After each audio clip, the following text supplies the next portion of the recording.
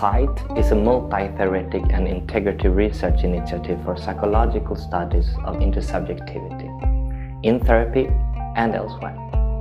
In the SITE initiative, it is extremely interesting to be able to work with researchers from different kinds of fields, from psychology and from social studies.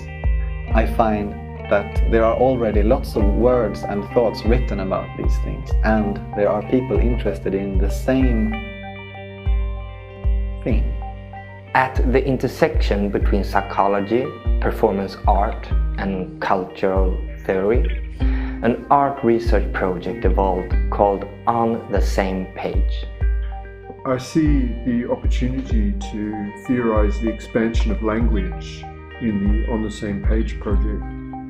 Embodied communication and the semiotics of the three-dimensional are just two areas that are outside the realms of verbal communication, but that at the same time define and support the space we share when we communicate with each other with spoken and written language. In the piece called On the Same Page, I sit down with one person at a time and begin to have a conversation with them. And what I do is that I improvise a language in the moment. Like, my desire for that moment is to see, can we sit down here and feel like we are sharing something and actually communicating something?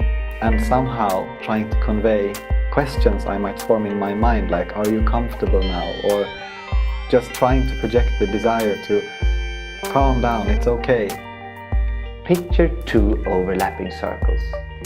One circle represents your subjectivity, that is your domain.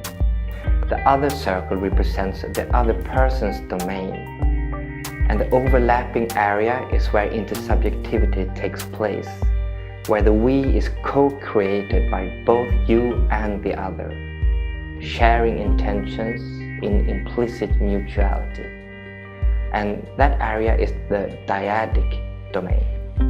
My contribution to the On the Same Page project is to take up the non-verbal elements that are aspects of human communication and place them in broader communicative contexts.